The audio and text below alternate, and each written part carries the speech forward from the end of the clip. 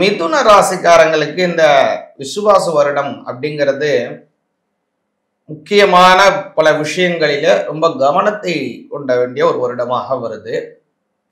மிதுன ராசிக்கு பொதுவாகவே கடந்த ஒரு இந்த அஷ்டம சனி காலத்துல ஒரு 3 வருஷத்துக்கு முன்னாடி கொஞ்சம் இக்கட்டான சூழ்நிலைகள் ஏற்பட்டு குடும்பத்துல கொஞ்சம் செலவுகள், கொஞ்சம் மனக்கசப்புகள்லாம் ஏற்பட்டு இப்பதான் மாறிட்டு வர்றது.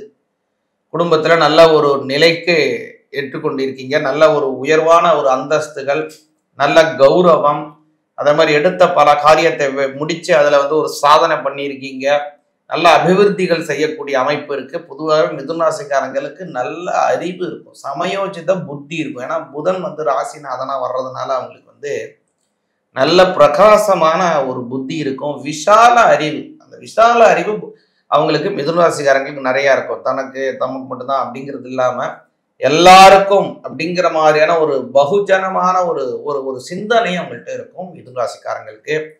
அவங்களுக்கு பார்த்தீங்க அப்படின்னா இப்போ இந்த ஆரம்ப காலத்துல முதல்ல உங்களுடைய 4ஆம் பாவத்திலிருந்து 3ஆம் பாவத்துக்கும் 10ஆம் பாவத்திலிருந்து 9ஆம் பாவத்திற்கும் இந்த கேதுவும் ராகுவும் மாறுறாங்க. இந்த மாறக்கூடிய மாற்றம் இதுதான் இந்த வருடத்துல நடக்கூடிய முதல் அஸ்ட்ராலஜிக்கல் பினாமினல் அப்படின்னு சொல்லுவாங்க. அந்த விஷயம் ராகு கேதுவனுடைய பயிற்சி. இந்த ராகு கேதுவனுடைய பயிற்சிங்கிறது உங்களுக்கு ரொம்ப நல்ல பலனை தருதுங்க. இந்த ரொம்ப நல்ல பலன் அப்படின்னு ஒரு சும்மா சொல்றதை விட குறிப்பா சொல்லணும், 9ஆம் இடத்தில் இருக்கக்கூடிய ராகு பகவான் பூர்வீக சொத்திலே இருக்கக்கூடிய பிரச்சனையை தீர்த்து வைக்கிறாரு. உங்களுக்குன்னு இருக்கக்கூடிய ஸ்வராஜிதமான விஷயங்கள் எப்படி முக்கியமோ அதே போல உங்களுடைய வளர்ச்சிக்காக உங்களுடைய முன்னோர்கள் உங்களுக்குன்னு ஏற்படுத்தி வச்சிருக்கக்கூடிய விஷயங்கள் நீங்கள் அனுபவிப்பதும் மிக முக்கியம். நான் சொல்றதை நல்லா புரிஞ்சுங்க. நீங்கள் இன்றைய தினம் ஓடக்கூடிய ஒரு விஷயம், சம்பாதிக்கக்கூடிய விஷயங்கள் உங்களுடைய சந்ததிகளுக்கு எப்படி முக்கியமோ அதே மாதிரி தான் உங்களுடைய முன்னோர்களுடைய சொத்துக்களை நீங்கள் எடுத்து அதை அனுபவிப்பதும் மிக மிக முக்கியம். அந்த வகையில ஏதாவது முன்னோர்கள் சொத்துக்கள் அடைவதிலேயோ அதை ஏற்படுத்தி கொள்வதிலையோ அதில் பதிவு பண்றதுலையோ ஏதோ பிரச்சனை இருக்கு, அல்லது அங்காளிகள் பங்காளிகளுக்குள்ள சில குடுக்கல் வாங்கல்கள்ல சில மனக்கசப்பு இருக்கு, இதையெல்லாம் சுமூகமா பண்ணி வைக்கணும் அப்படின்னா அதற்கு ஒரே விஷயம் என்னன்னு கேட்டீங்க அப்படின்னா அதற்கு இந்த காலம் சாதகமாக அமையுது. எதனால சொல்றேன் அப்படின்னு பாத்தீங்கன்னா உங்களுடைய ராசிநாதனாக இருக்கக்கூடிய புத பகவானும் நல்ல சஞ்சாரத்துல இருக்காரு. அதே மாதிரி உங்களுடைய ஜென்மஸ்தானத்திற்கு வரக்கூடிய குரு பகவானும் ஒரு நல்ல அபிப்பிராயமான ஒரு இடத்துக்கு வர. ஜென்மத்தில் குரு வனவாசம் அப்படிங்கிறது இருந்தாலும் இந்த ராகு கேதுவனுடைய அமைப்பு இந்த விஷயத்தை எல்லாம் உங்களுக்கு சாதகமாக பண்ணி வைக்கிறது. அடுத்ததாக இந்த ராகு கேதுவனுடைய பயிற்சிக்கு அடுத்து வரக்கூடியதான் குரு பயிற்சி. குரு பகவான் ஜென்மத்துக்கு வராரு. அவர் ஜென்மத்துக்கு வந்தாலும் கூட உங்களுடைய 7ஆம் பாவத்தை பார்க்கிறாரு, 5ஆம் பாவத்தை பார்க்கிறாரு, 9ஆம் பாவத்தை பார்க்கிறாரு. இந்த 9ஆம் பாவத்தை பார்க்கறதுனாலதான் முன் சொன்ன மாதிரி பூர்வீக சொத்துக்கள் உங்களுக்கு அடையக்கூடிய பாக்கியதை வருது. 7ஆம் பாவத்தை பார்க்கறதுனால 7ஆம் பாவம்ங்கிறது கலத்திர ஸ்தானம், அதாவது உங்களுடைய வாழ்க்கை துணை வரை குறிக்கக்கூடிய ஸ்தானங்க.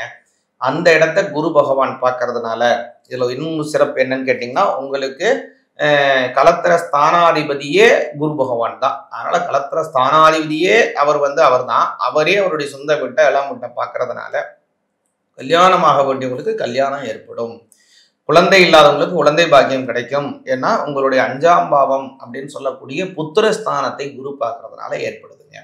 அதே மாதிரி ஒரு முக்கியமாக நடக்கக்கூடிய ஒரு விஷயம் என்னன்னு கேட்டீங்கன்னா அடுத்து சனி பெயர்ச்சி. இந்த சனி பெயர்ச்சிங்கிறது இந்த வருடத்தினுடைய கடைசி, அதாவது 2026 அடுத்த வருடம் மார்ச் மாசம் 6ஆம் தேதி நடக்குதுங்க. இந்த சனி பெயர்ச்சி அப்படிங்கிறது உங்களுடைய குறிப்பா சொல்லணும்னா 10ஆம் பாவத்துக்கு வராரு. 9ஆம் பாவத்திலிருந்து 10ஆம் பாவத்துக்கு வராரு. அதனால தொழில் ரீதியாக நல்ல முன்னேற்றங்கள் இருக்கும். முக்கியமாக மிதுன ராசிக்காரங்க ஸ்ரீரங்கத்தில் இருக்கக்கூடிய பெருமாளை போய் பார்த்துட்டு வரணும். ஒரு தடவை நிச்சயமா பார்த்துட்டு வாங்க. ஏன் அப்படின்னா உங்களுடைய 10ஆம் பாவத்துக்கு சனி வராரு, அது ஒரு பக்கம். உங்களுடைய ராசிநாதன் புத பகவான், அதே போல புத பகவானுக்கு காரக தெய்வம் பெருமாள். அந்த பெருமாளினுடைய விஷயத்திலே ரொம்ப சிறப்பானது ஸ்ரீரங்கத்தில் இருக்கக்கூடிய ரங்கநாதர். அந்த ரங்கநாதரை எப்ப தரிசனம் பண்ணணும், எப்படி தரிசனம் பண்ணணும் அப்படின்னு கேட்டீங்கன்னா ஒன்று சனிக்கிழமை அல்லது அதை விட உச்சிதமானது உங்களுக்கு புதன்கிழமை.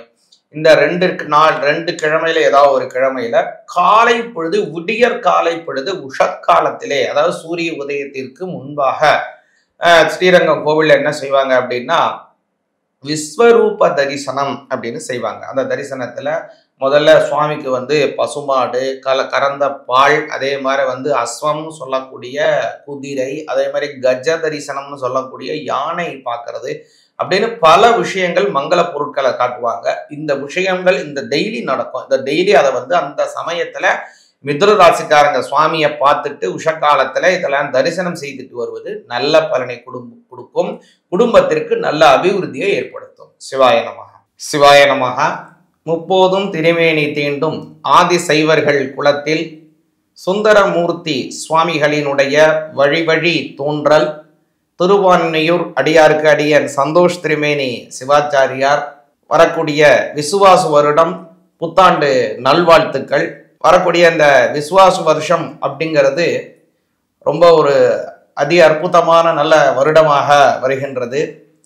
குறிப்பாக சொல்லணும் அப்படின்னு பார்த்தீங்கன்னா இந்த வருடத்தில் கால்நடை சார்ந்த விஷயங்கள், பசுமாடு சார்ந்த விஷயங்கள், அதே போல் ஆடு மாடு கோழி இந்த மாதிரியான கால்நடைகள் உற்பத்திகள் ரொம்ப அதீதமாகவும் அபரிமிதமாகவும் இருக்கும் அப்படிங்கிறது இடைக்காட்டு சித்தரினுடைய பாடல் வரிகளாக அமையுது. மேலும் வந்து பார்த்தீங்க அப்படின்னா இந்த வருடத்தில் நல்ல மழை பொழிவதற்காக நல்ல வாய்ப்புகளும் உருவாகுகின்றது. முக்கியமாக குழந்தைகளுக்கு சில உடல் உபாதைகள் வருவதற்கான வாய்ப்பு இருக்கு அப்படிங்கிற ஒரு விஷயத்தையும் இடைக்காட்டு சித்தரினுடைய பாடல் மூலமாக அறியப்படுகின்றது. அது மாதிரி இந்த வருடம் பார்த்தோம் அப்படின்னா ஒரு முக்கியமான வருடம் அப்படின்னு சொல்லலாம். அந்த விசுவாச வருடம், அதாவது ஒரு வருடம் சாதாரணமாக பார்க்குறப்ப குரு பயிற்சி வரும். அந்த வருடத்தில் பார்த்தீங்கன்னா ராகு கேது பயிற்சி வராமலும் இருக்கும், இல்லை சனி பயிற்சி வராமலும் இருக்கும். குரு பயிற்சி மட்டும்தான் இருக்கும். அல்லது வந்து ராகு கேது பயிற்சி வரும், சனி பயிற்சி வராது. அல்லது சனி பயிற்சி வரும், ராகு கேது பயிற்சி வராது. ஆனால் இந்த விசுவாச வருடம் பார்த்தோம் அப்படின்னா அதாவது 2025 ஏப்ரல் மாதம் 22ஆம் தேதி வந்து பார்த்தோம் அப்படின்னா முதல்ல வந்து இந்த ராகு கேதுவினுடைய பயிற்சி வருகிறது.